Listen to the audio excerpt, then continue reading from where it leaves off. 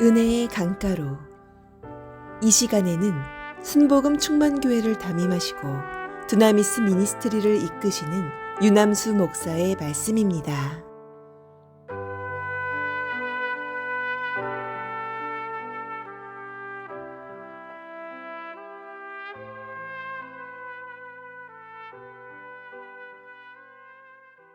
할렐루야.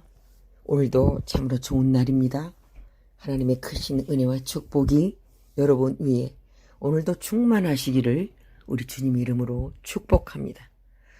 오늘 여러분과 함께 은혜 나눌 말씀은 마태복음 25장의 천국 비유에 관한 말씀입니다. 우리 예수님은 천국에 관한 말씀을 하실 때마다 꼭 비유로 말씀하셨습니다. 왜 그랬을까요? 마가복음에 보면 거기에는 택함을 받은 성도들에게는 쉽게 이해할 수 있도록 하려고, 그리고 택함을 받지 못한 사람들에게는 들어도 무슨 말인지 깨닫지 못하도록 비유로 말씀하신다, 그렇게 기록하고 있습니다. 아무나 들을 수 있는 복음인데 들어도 받아들이지 못하는 불쌍한 사람이 있습니다. 복음을 들어도 무슨 의미인지 몰라요.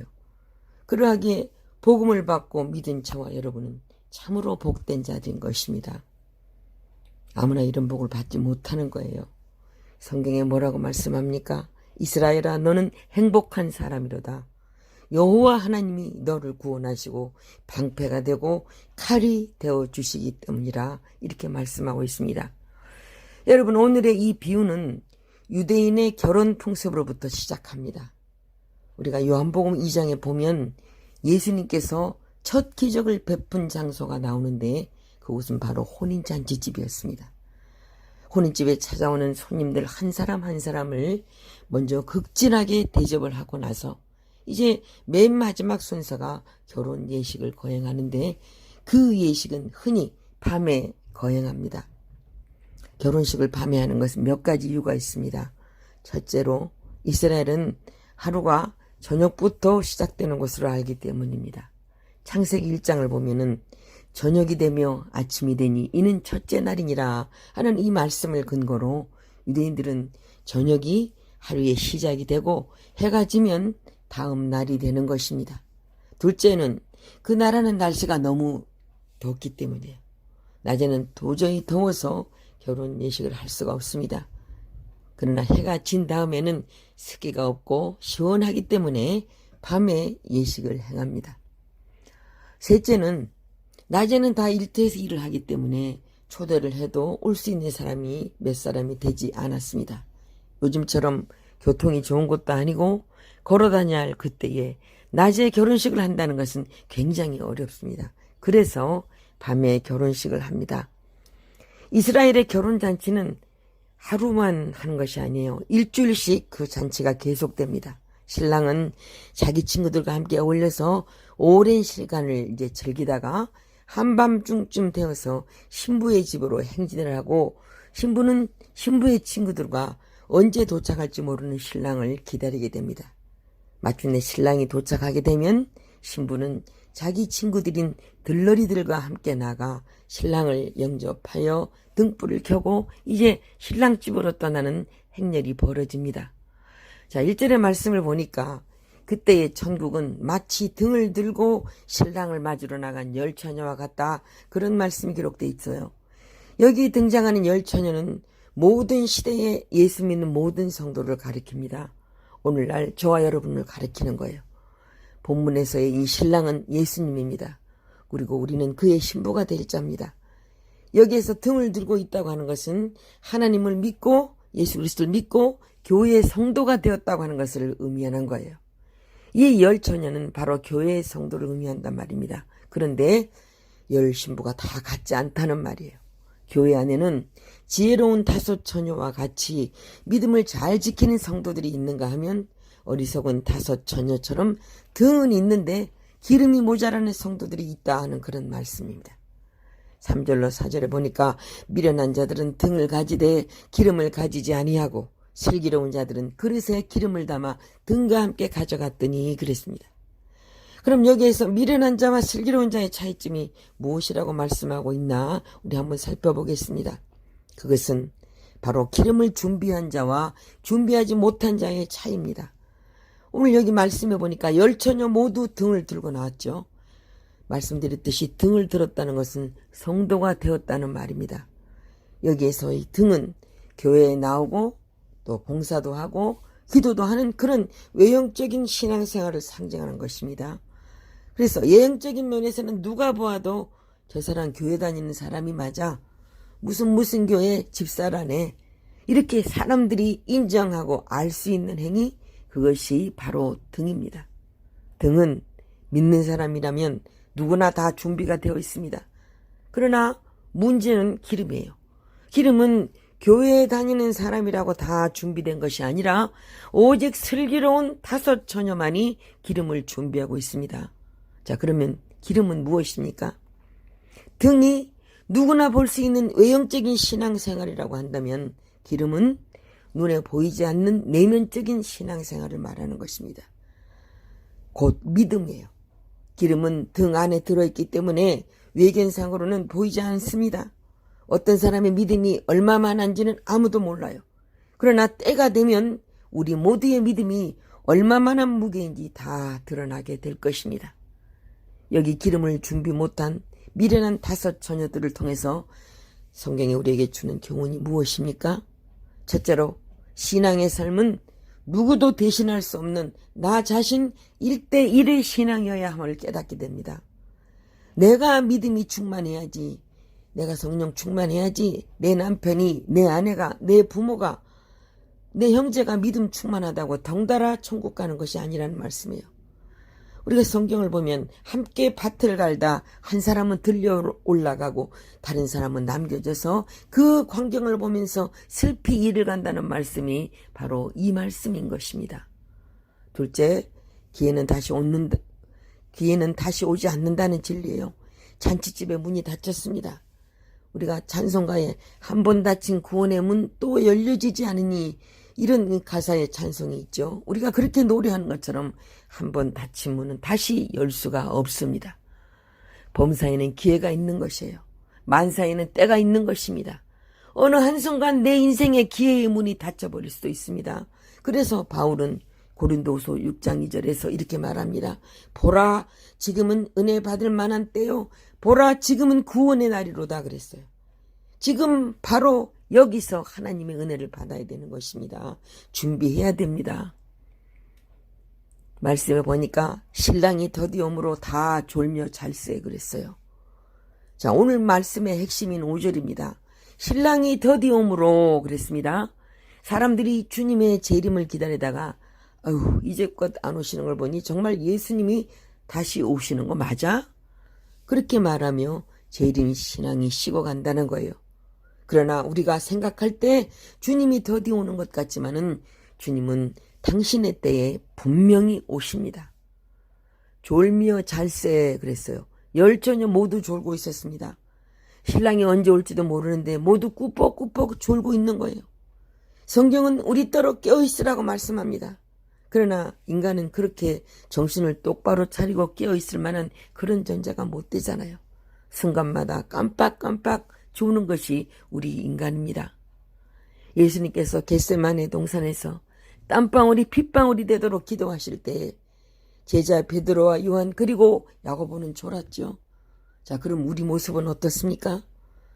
우리가 육신을 가지고 있기에 결심을 했다가도 풀어지고 열심히 하려고 하다가도 졸고 잘 해보려고 하다가도 실수를 할 수밖에 없는 그런 약한 존재라는 것을 우리 주님이 더 잘 아십니다. 자, 10처녀가 자고 있는 밤중에 신랑이 왔다 그랬어요. 신랑이 도착할 시간을 훨씬 넘겨 기다리다 10처녀가 모두 졸고 자는 한밤중이 되어서 갑자기 신랑이 들이닥칩니다. 처녀들이 졸면서 자다가 이제 다 일어나 등을 준비합니다. 자, 여기에서 우리가 분명히 알 것은 일어나 허둥대며 주를 맞이하려는 것은 미련한 5처녀나 슬기로운 5처녀나 모두 같았다는 것입니다. 이 시점까지는 아직 슬기로운 자와 미련한 자가 구분되지 않아요. 그러나 신랑이 오게 되자 슬기로운 자와 미련한 자가 바로 구분이 됩니다. 등을 들고 있는 것은 10처녀가 다 같으나 어리석은 신부들이 들고 있는 등잔 안에는 기름이 없다 이 말이에요. 8절 말씀 보니까 미련한 자들이 슬기 있는 자들에게 이르되 우리 등불이 꺼져가니 너희 기름을 좀 나눠달라 하거늘, 이런 말씀이 기록되어 있죠. 자, 우리 등불이 꺼져가니, 이 말은 등불의 심지에 공급되는 기름이 전혀 없기 때문에 연기를 뿜어내며 꺼져가는 이 장면을 묘사하고 있는 것입니다. 그러니까 등불이 꺼져 있다라는 말은 내가 준비한 것이 다 드러나 버린 상태를 의미해요. 쉽게 말하면 우리의 신앙생활의 본색이 드러난 것입니다. 겉으로 볼 때 예수님을 잘 믿는 줄 알았는데 결정적 순간에 예수님이 오시니까 그 믿음이 엉터리라는 것이 증명이 된 것입니다. 기름을 좀 나눠달라. 자, 여기서 준비하지 못한 미련한 자들이 종말의 때에 겪는 당황한 모습을 우리가 생생하게 볼 수 있습니다. 여러분, 심판의 때에 예수 그리스도 앞에 내놓을 신앙인 이 기름을 타인에게 구워달라고 하는 것은 절대 불가능한 일입니다. 실로 심판주 앞에서 심판의 평가는 자기 공로로 결정되는 것이지 남의 것을 빌려다 보일 수는 없습니다. 오늘 말씀은 우리가 하나님 나라에 들어가려면 끝까지 믿음을 간직하라는 말씀이에요. 오래 기다리며 인내하라는 것입니다. 기름, 곧 믿음을 충분히 준비하라는 것입니다. 믿음 충만, 성령 충만하라는 거예요. 그리고 그 믿음은 오직 내 것이어만 한다는 것입니다. 미련한 자들이 기름을 좀 나눠달라고 그랬죠. 그러자 9절 보니까 슬기로운 자들이 뭐라고 대답합니까? 우리 것을 나눠주면 둘 다 부족하게 될 것이니 차라리 파는 자들에게 가서 너희 쓸 것을 사라, 그렇게 말하죠. 자, 그래서 결론은 어떠합니까? 10절로 12절에 그 결론이 나옵니다. 그들이 사러 간 사이에 신랑이 오므로 준비하였던 자들은 함께 혼인잔치에 들어가고 문은 닫힌지라. 그 후에 남은 처녀들이 와서 이르되 주여 주여 우리에게 열어주소서. 대답하여 이르되 진실로 너희에게 이르노니 내가 너희를 알지 못하노라 하였느니라. 그렇게 기록하고 있습니다. 저희가 사러 갈 동안에 때가 지났습니다. 끝나버린 거예요. 여러분, 하나님께 인정을 받고 사랑을 받을 기회가 있고 때가 있습니다. 천국문도 언제나 열려있는 것이 아닙니다. 이 성경의 이 미련한 처녀들은 그 밤에 신랑이 올 바로 그 시간에 그 자리를 비우고 또 이미 밤중이라 가게 문이 모두 닫혀 살 수도 없을 때 그것을 사려고 나왔습니다. 그때 신랑 예수 그리스도가 오셨단 말이에요. 울며 이를 갈아도 이미 때는 늦었습니다. 누가 주님과 함께 들어가게 되었습니까? 말씀에 뭐라고 말씀하세요? 준비하였던 자들은 함께 혼인잔치에 들어가고, 그렇게 기록하고 있어요. 그렇습니다. 여러분, 준비된 자만이 천국에 갈 수가 있는 겁니다. 여기서 준비된 자라고 하는 것은 인내를 가지고 신랑이 더디 올 것에 대비해서 기름을 준비한 슬기로운 5 처녀입니다. 자, 닫힌지라 할 때 이 단어는 이미 문이 굳게 닫혀버려 다시 열리지 않을 것을 예고한 것입니다. 구원은 기회를 잃어버리면 끝장입니다. 여러분, 가장 불쌍한 사람이 누굽니까? 사는 동안 몇십 년 동안 예수 믿고 신앙생활 했다고 자부하는데 내가 너희를 도무지 알지 못하노라는 이 하나님께 버림받은 존재가 되는 것이 가장 불쌍한 존재입니다. 여러분, 지금이라도 하나님께서 부르시면 어여시 그 앞에 설 수 있습니까? 아모스 선지자는 말씀하기를 아모스 4장 12절에 이스라엘아 내 하나님 만나기를 준비하라고 그랬어요. 어떻게 사는 것이 하나님 만나기를 준비하는 것일까요? 그것은 어려운 것이 아닙니다. 세상이 하나님이 계시지 않는 것처럼 그렇게 돌아갈 때에도 끝까지 믿음을 가지고 인내하는 것입니다. 자, 오늘 말씀의 결론 13절에 뭐라고 말씀합니까? 그런즉 깨어있으라. 너희는 그 날과 그때를 알지 못하느니라. 그렇게 말씀하고 있어요. 우리는 깨어있어야 합니다. 자, 깨어있으려면 우리는 우리 자신의 믿음을 늘 확인해야 될 것입니다. 그래서 사도 바울은 너희는 믿음 안에 있는가? 너희 자신을 시험하고 너희 자신을 확증하라. 예수 그리스도께서 너희 안에 계신 줄을 너희가 스스로 알지 못하느냐?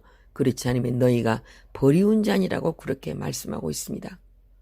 여러분, 여기에서 그날과 그 시를 알지 못하느니라는 말씀이 24장에 4번이나 기록되어 있다는 사실을 여러분 기억하시기 바랍니다. 그것은 우리가 바로 깨어 있어야 할 이유이기 때문입니다. 사랑하는 여러분, 우리는 여기 슬기로운 5 처녀처럼 준비하고 깨어있는 자가 되어야 되겠습니다. 우리 모두 깨어있는 성도들이 다 되시기를 우리 주님의 이름으로 간절히 축원합니다.